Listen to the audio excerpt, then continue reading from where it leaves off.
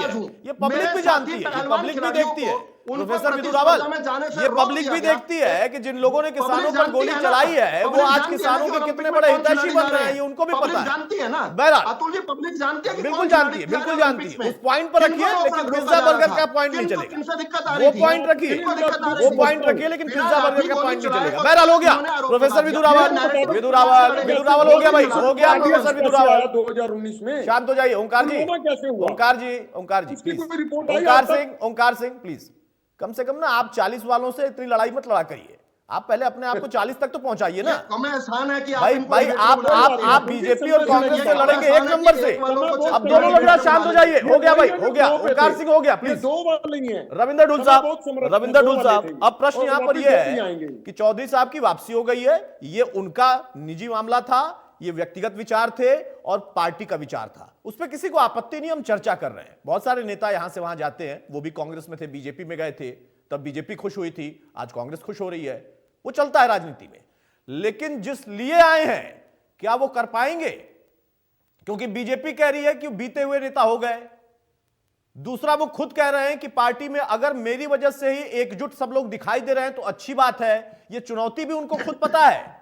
वो ये भी कह रहे हैं कि 10-15 दिन दीजिए, तब जाकर 3-3.5 लाख लोगों की भीड़ बटोरूंगा, अभी फिलहाल नहीं है। तो ये 3-4 चुनौती वो जानते हुए आए हैं, तो कितना खुश होने का मौका है? पूरी तरह से खुश होने का मौका है। पहली बात, मैंने पहले कहा कि हमारे पार्टी के पूर्व प्रदेश अध्यक्ष रहे, उसके अलावा यूथ जो टीम है उनका युवा अध्यक्ष भी रहे हैं, ये ब्लॉक लेवल से राजनीति शुरू करके इतनी बार विधायक रहे हैं, सारी चीज इनके पास स्टेट लेवल पे टीम है।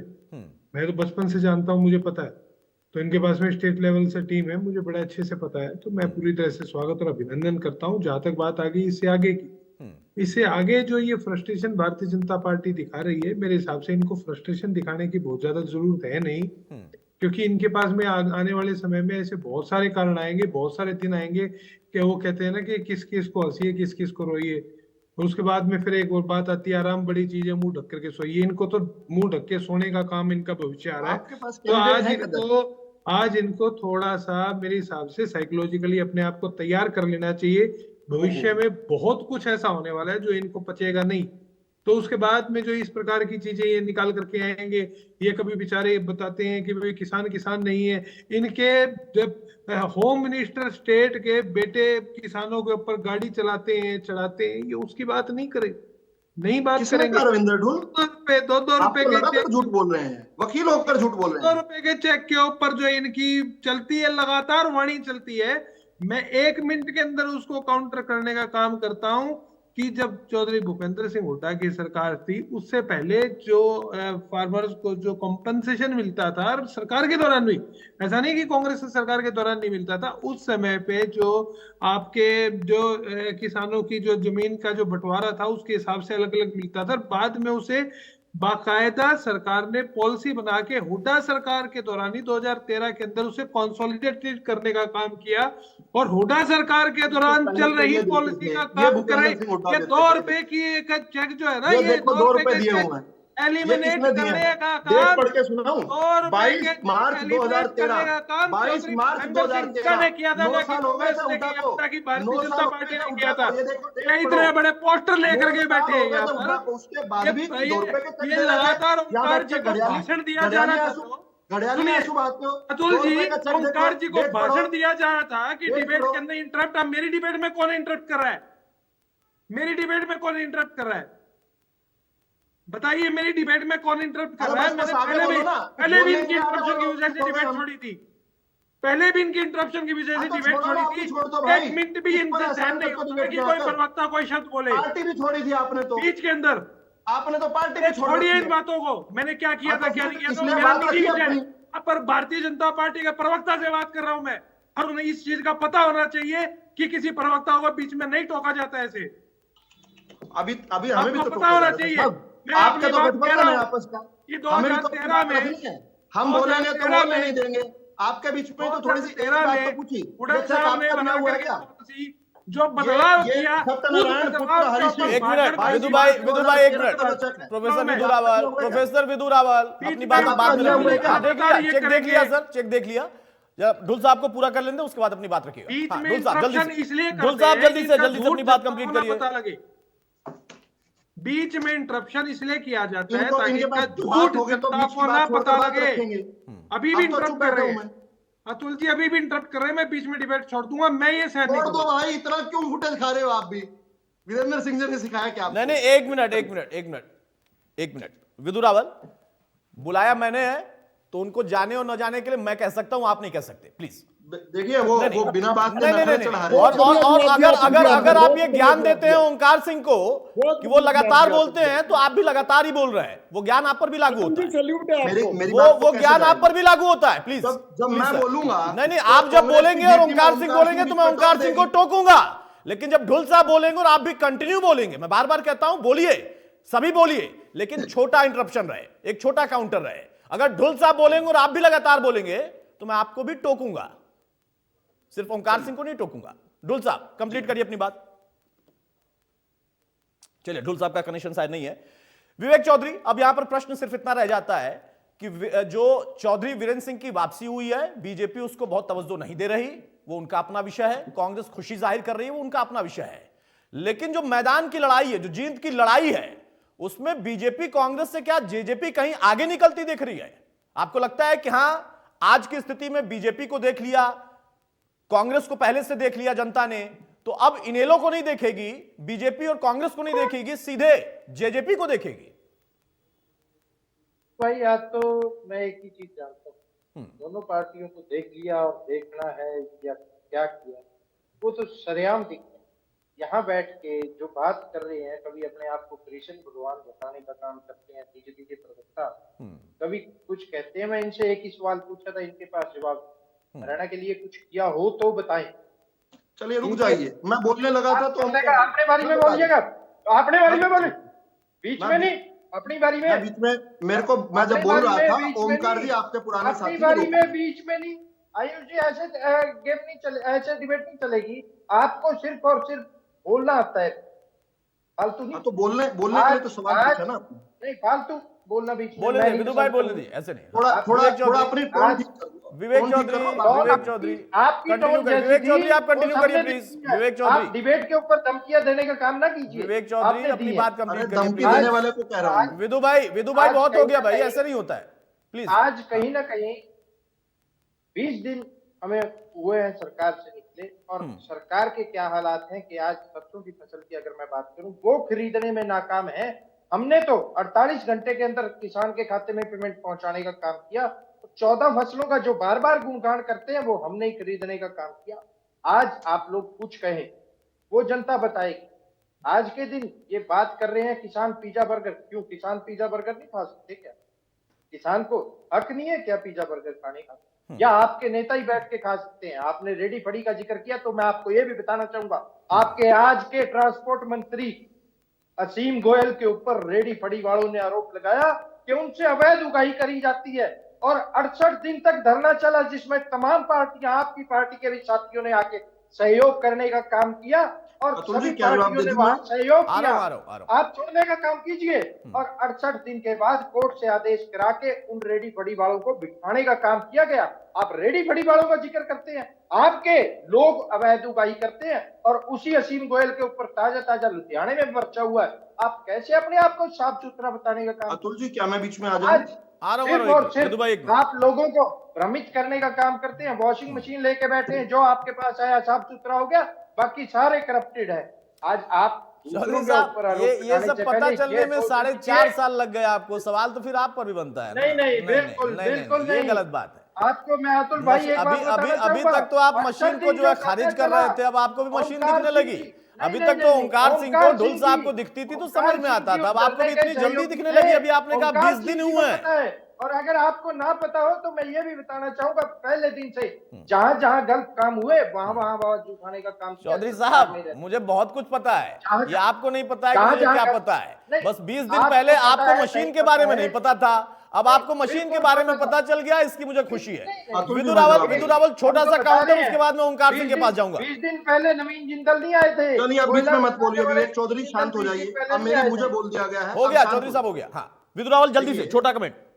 ये आपके दर्शक देख रहे हैं टेलीविजन, और इसमें सीधा सीधा स्पष्ट तौर पर ये आप पता कर लीजिए कि इंडियन नेशनल लोकदल का राज जो है कितना कितना रामराज था, कितना रेडी फड़ी वालों के लिए था, लिबर्टी के बाहर क्या हुआ था, कंडेले में क्या हुआ था, पेड़ पर चढ़कर 1700 गोलियां तो गुरनाम सिंह चढ़ूनी ने कहा, और अखबार में छपी हुई कटिंग दिखा देता हूं। गुरनाम सिंह चढ़ूनी जो बाद में इनके सहयोगी बने, उनकी कटिंग है कि पेड़ पर चढ़कर 1700 गोलियां तो मैंने गिनी है, सीधा किसान पर चली। बीच में मत बोलिए। अच्छा, और खागड़ महाराज बीच में आ गए। बीच में मत बोलिए, बीच में मत बोलिए, बोल चुके अभी राजा नहीं क्या। अच्छा, और सुनिए, अभी ये जो लोग बड़े अच्छी अच्छी बातें कर रहे थे, जो भी आरोप लगा किसी विपक्ष ने लगाया, जहां पर भी बात हुई, वो सभी इनके समय हुई। इनके बारे में अब तक ये लोग जो अभी हमारे से बाहर गए हैं, उनके बारे में क्या क्या बातें रही हैं। और फिर किसान की बात करते हैं, बहुत अच्छी बात करते हैं। किसान पिज्जा बर्गर भी खाएगा भाई, और किसान जो है दूध और लस्सी और पराठे भी खाएगा, किसान जो है रोटी भी खाएगा। लेकिन जब लोग जो है जब इस प्रकार से 750 किसान की बात करेंगे, तो मैं याद बार बार आपको करवाऊंगा कि कांग्रेस के राज में 4,50,000 किसानों की जान गई है, और वो पिज्जा बर्गर खाते हुए नहीं गई है। वो इस कारण से गई है कि वो अपना ऋण नहीं चुका पाए। किसान की जमीन कुड़क हुई कांग्रेस के राज में। कब तक हुई? सिर्फ 2 साल पहले राजस्थान में कांग्रेस के साथ में सरकार थी, और उनके यहां सरकार आई थी, राहुल गांधी ये कहकर आए थे 1 2 3 4 5 6 7 8 9 10, और जब 10 खत्म हो, 10 दिन के अंदर अंदर जो है हम किसान का 1-1 रुपए का कर्ज माफ कर देंगे। 1 रुपया माफ नहीं किया, और 19,500 एकड़ जमीन कुर्क की, जिसके लिए 5500 किसानों ने आत्महत्या की इस दौरान। उसका कोई जिक्र नहीं। जिक्र किसका? कि कुछ लोग आंदोलन कर रहे थे। बीच में मत बोलो, बदतमीजी मत करो, बीच में मत बोलो। विवेक चौधरी बीच में जवान को लगाम दो, अपने जवान को लगाम दो आप, अपने जवान। अब अतुल जी बीच में नहीं बोल रहा क्या व्यक्ति? ये व्यक्ति बीच में नहीं बोल रहा क्या? अभी तो बदतमीजी कर रहा था मेरे साथ, अभी तो बदतमीजी कर रहा था ये। अरे जवाब दूंगा मैं, तुम बताओ। हाँ, अच्छा, जवाब सुनो। अच्छा, जवाब सुनो, ये जवाब सुनने में बड़े आतुर थे। अच्छा विदु भाई एक चीज आप जवाब देने दो अतुल जी। हाँ, एक चीज पूछना चाहता हूँ, फिर जवाब दे देना। मतलब इतनी जल्दी आप लोग कैसे परिवर्तित हो जाते हो 20 दिन के भीतर ही? कल तक भाई भाई थे एकदम। मैं थोड़ा तो टाइम लिया करो, मतलब हम लोग को भी समझ में आए। 1 महीना, 1.5 महीना, 2 महीना, 3 महीना नहीं हुआ। अतुल जी ये मेरे ऊपर फेयर नहीं है। आप विवेक से पूछ सकते हैं।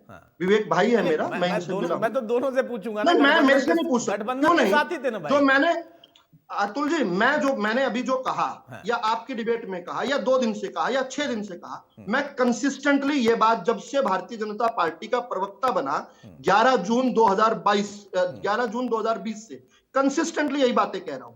मेरे में कोई परिवर्तन नहीं हुआ। मैं लगातार कहता था अलमारी को पीछे से काटा गया। उस समय अजय सिंह चौटाला वाली पार्टी भी हमारे साथ थी। अलग बात है, अजय सिंह चौटाला के साथ बैठकर कोई बैठक नहीं हुई। हम दुष्यंत जी को मानते रहे कि वो उस पार्टी की उस तरफ से प्रतिनिधित्व कर रहे हैं। लेकिन मुझे एक बात का इनको जरूर जवाब देना जी, इनको बड़ी उसमें उछाल आ रही है। जल्दी से अब समझ तो जो ये कहते हैं ना, दुष्यंत चौटाला ने ऐसे ऐसे कर दिया, वैसे वैसे कर दिया, अब मेरे से जबरदस्ती कहलवा रहे मुंह में उंगली डालकर। तो सुनो, फिर वही दुष्यंत चौटाला जब ये सब करने के बाद हिसार में गए ना, मुंह की खाकर आए। हिसार की जनता ने वो मुंह की खाके बुरी तरह से चुनाव हारे थे। वही बीजेपी के कैंडिडेट के सामने, उसको जिसको बीजेपी ने अगली बार टिकट देना भी मुनासिब नहीं समझा, उस व्यक्ति के आगे। तो इसलिए this far and no further. ये भी कहा था ना कि अगर हिसार में एयरपोर्ट बन गया तो मैं राजनीति छोड़ दूंगा। फिर जाकर हिसार एयरपोर्ट में खुद जाकर उद्घाटन करते आए। मैं कंसिस्टेंटली बात कहता हूँ, बीच में मत बोलो। ठीक है, अब हो गया। अभी बात आपने कर ली, बहुत पुरानी बातें लाने की कोई जरूरत नहीं है। अब जरा दोनों लोग शांत हो जाइए, दोनों लोग शांत हो जाइए। ओंकार सिंह से मेरा सवाल है, ओंकार सिंह बोलेंगे प्लीज। हो गया विदु भाई, हो गया विदु भाई, विवेक चौधरी, दोनों लोग शांत हो जाइए सर प्लीज। आप लोग अपना टाइम ले चुके हैं, ओंकार सिंह का टाइम है। प्लीज हो गया भाई। ऐसे बोलेंगे किसी को सुनाई नहीं देगा, किसी को कुछ सुनाई नहीं देगा, कुछ समझ में नहीं आएगा। दोनों से मैं उम्मीद करता हूं कि आगे नहीं बोलेंगे। विदु भाई आप पे भी, विदु भाई हो गया। विवेक चौधरी और विदु रावल, दोनों लोग शांत हो जाए भाई, प्लीज। अरे भाई लड़िए मत, अभी अब लड़ने का समय नहीं है, मेरे पास भी समय नहीं है, लड़ने का भी समय नहीं है। चुनाव लड़िए आप लोग, यहाँ मत लड़िए, चुनाव लड़िए, यहाँ मत लड़िए भाई प्लीज। दोनों लोग शांत हो जाएंगे, नहीं होंगे तो मुझे ऑडियो डाउन करना पड़ेगा प्लीज। विवेक चौधरी प्लीज। ओंकार सिंह भाई, बीजेपी से कोई जा रहा है कांग्रेस में, कांग्रेस से कोई आ रहा है बीजेपी में। जेजेपी कह रही है कि हमारे यहां से भी कुछ लोग जा रहे हैं, लेकिन हम भी अपनी लड़ाई लड़ रहे हैं क्योंकि जनता हमें अब देखेगी, क्योंकि नया विकल्प हम हैं। इनेलो क्या देखेगी? अतुल जी, ये लोकतंत्र है। राजा माँ के पेट से पैदा नहीं होता, जनता पैदा करती है। जनता का अपना अधिकार है, जनता जिसको चाहेगी उसको देखेगी। हाँ, एक चीज जरूर कहना चाहूंगा, 2019 में इन्होंने बवंडर पैदा किया था, 75 पार 75 पार 75 पार। आपने क्या कहा था? एक सीट आई है आपकी। 400 पार, ये देखना 150 पे ना रुक जाए। ये बवंडर ही है इनका, इसमें सुई लगने वाली है। और मैं तो एक चीज कहना चाहूंगा, मोदी जी कहते हैं गारंटी, मोदी की गारंटी। अरे किस चीज की गारंटी? 5 किलो अनाज की, 100 रुपए का अनाज, 3 घंटे की लाइनें। अरे गारंटी देनी है तो नौकरी की दीजिए। गारंटी जैसे अलमारी पीछे से काट कर नौकरी लूट ली थी, वैसी गारंटी। कैसे हुआ पुलवामा? किसने किया पुलवामा? 300 किलो आरडीएक्स कहां से? पुलवामा पाकिस्तान से आए आतंकवादियों ने किया था, दूसरी बात, और उसके बाद पाकिस्तान को बालाकोट में जवाब भी मिल गया था। पुलवामा तक पहुंचने की आपकी हैसियत नहीं है। हरियाणा तक सीमित रखो खुद को। हरियाणा में भी एक सीट पर रह गए हो, बातें पुलवामा की कर रहे हो। पाकिस्तान की भाषा बोलते हो यहाँ पर चैनल पर बैठ के, पाकिस्तान की भाषा बोलते हो यहाँ पर बैठकर चैनल पर। गारंटी देनी है तो बताइए, गारंटी क्या है? पाकिस्तान की भाषा बोलते हैं, किसी को भी नहीं बोलने देगा कैसे? इसको आप बड़ी बड़ी हमदर्दी है तो एक पार्टी करने देगा, एक व्यक्ति बैठ जाएगा नहीं बोलने देगा क्या? मेरे को भी नहीं बोलने दिया था, किसी को नहीं बोलने देगा, ऐसे डिबेट नहीं चलेगा। ये क्या हो रहा है यहाँ पर? गठबंधन हो रहा है क्या? ये कहने को बिठा लिया करो। अतुल जी, डिबेट ऐसी होगी, इसे कहने को बिठा लिया करो। अतुल जी, क्या ये मेरे बीच में नहीं बोल रहे? अच्छा भाई, अब जरा आप दोनों से एक सेकंड, ओंकार जी एक सेकंड, अब दोनों से जरा गुजारिश है, विदु भाई आपसे भी और जेजेपी के प्रवक्ता चौधरी साहब आपसे भी, अब दोनों जरा शांत हो जाइए। ओंकार, अरे फिर मैंने बोला शांत होने के लिए, फिर बोल रहे हैं। अरे मैंने अभी आपसे फिर से गुजारिश की है ना, समझ में नहीं आता है। विदु रावल आपको भी और आपको भी, चौधरी साहब दोनों लोग शांत हो जाइए। ओंकार सिंह साहब, मेरा फिर से आपसे प्रश्न है, आप मुद्दे गिनाइए, आपका अधिकार है, आप उन सारे मुद्दों पर बीजेपी को घेरिए, आपका अधिकार है। मेरा प्रश्न सिर्फ इतना है, सुन लीजिए पहले सवाल सुन लीजिए सवाल ओंकार सिंह साहब, सवाल मेरा प्रश्न सिर्फ इतना है कि अगर आप इन मुद्दों को उठा रहे हैं तो वो मुद्दे बाकी दल भी उठा रहे हैं। चौधरी साहब, बेरोजगारी के दंश में डूब रहा है युवा, नशे। ओंकार सिंह, मेरी आवाज जा रही है? सिंह साहब, मेरी आवाज आ रही है अब तक? अरे भाई, मेरी आवाज आ रही है कि नहीं आ रही? ओंकार सिंह, पूछना चाहता हूँ, क्या इससे पेट भरेगा? अरे भाई, पेट नहीं भरेगा। आप जाइए, उठाइए ना मुद्दे। मेरा सवाल तो सुन लीजिए। मेरा सवाल ये है कि जो सारे मुद्दे आप उठा रहे हैं वही कांग्रेस उठाएगी, वही मुद्दे अब जेजेपी भी उठाएगी, जो कि आप ही से अलग होकर एक नई पार्टी बनी है और सत्ता का सुख भी भोग लिया। आप अलग से कौन से मुद्दे उठाएंगे जिससे नेता भी आपके पास आएंगे, जनता भी आपके पास आएगी? क्योंकि आना जाना फिलहाल आपकी पार्टी में नहीं दिख रहा है। मैं बताना चाहता हूं, पहले 10 साल कांग्रेस के देख लिए, अब 10 साल बीजेपी के देख लिए। देखिए, जो हमने घोषणा करी है, 7500 रुपए पेंशन करने की घोषणा करी है, हर परिवार में एक गैस सिलेंडर, 1100 रुपए। सिंह साहब, ये जवाब नहीं हुआ। 10 साल कांग्रेस के देख लिए, माना। 10 साल बीजेपी और जेजेपी के देख लिए, माना। जेजेपी के प्रवक्ता भी दावा कर रहे हैं कि अगला 5 साल जेजेपी के देखेंगे, वो तो ये भी दावा कर रहे हैं। आपका दावा अलग क्यों है, भारी क्यों है? मेरा ये सवाल था। जी, बोलिए। मेरा सवाल सिर्फ इतना था कि 10 साल कांग्रेस देख लिया, 10 साल बीजेपी और कुछ में कुछ मिलाकर जेजेपी को भी देख लिया, लेकिन इनेलो को 20 साल से नहीं देख रहे हैं। आप अलग से कौन से मुद्दे उठा रहे हैं? बिल्कुल मैं मानता हूं। 2019 की परिस्थितियां क्या हुई? 2019 में इनेलो की और बसपा की ही सरकार आ रही थी। 2019 की परिस्थितियां सारे देश को मालूम है। में क्या हुआ था? इनेलो की और बसपा की सरकार आ रही थी पूरे देश में। वो इनके 99 नेताओं पे भारी रहा। सर, इनेलो और बसपा की सरकार देश में आ रही थी 19 में। ऐसा अतुल जी, इनेलो बसपा की सरकार 2019 में आ रही थी, कुछ ऐसी परिस्थितियां घटी। कहां देश में आ रही थी? पार्टी और परिवार देश में आ रही थी, जिसके करके हमारी सरकार नहीं बन पाई। लेकिन इस बार हमारा संगठन भी पूरा। माफी चाहूंगा सिंह साहब, आप वरिष्ठ व्यक्ति हैं, कुछ परिस्थितियां ऐसी क्या घटी कि इनेलो और बसपा की सरकार नहीं बन पाई 19 में? कांग्रेस क्या कर रही थी, बीजेपी क्या कर रही थी? ऐसी कौन सी परिस्थितियां घट गई थी 14 में क्या हुआ और आप कुछ कर नहीं पाए? बसपा का हाल क्या रह गया उत्तर प्रदेश में बताने की जरूरत नहीं है। इनेलो का हाल क्या है इस प्रदेश में बताने की जरूरत नहीं। दोनों एक क्षत्रप पार्टियां बन के रह गई और हैं। देखिए, चौधरी वीरेंद्र सिंह के घर वापसी पर हमने मुद्दा उठाया, चर्चा की। अब उसको बीजेपी कितना लाइटली लेती है, कांग्रेस कितना स्ट्रांगली लेती है, ये उन पार्टियों का विषय है। लेकिन खुद चौधरी वीरेंद्र सिंह की घर वापसी के बाद उनकी जो जिम्मेदारी है वो भी बड़ी है और बड़ी है। अब वो जिम्मेदारी कितनी निभा पाएंगे, कितना लाभ कांग्रेस को दिला पाएंगे और लोकतंत्र जो कि खत्म हो रहा है उसको बचा लेंगे, ये जिम्मा उनको निभाना पड़ेगा। बाकी क्या होगा हम चुनाव में देखेंगे। बहुत शुक्रिया विदुर रावल आपका, चौधरी साहब आपका और ओंकार जी आपका। तो मौजूदा दौर में एक बार फिर से नेताओं का आना जाना तो लगा हुआ है, लेकिन उस बीच में एक बड़े नेता फिर से घर वापस लौटे, लेकिन उस जिम्मेदारी के साथ कि उनको एकजुट रखना है, परिवार को भी, घर को भी, और साथ में जीत भी दिलानी है। नतीजा क्या होगा ये जनता तय करती है। राम राम।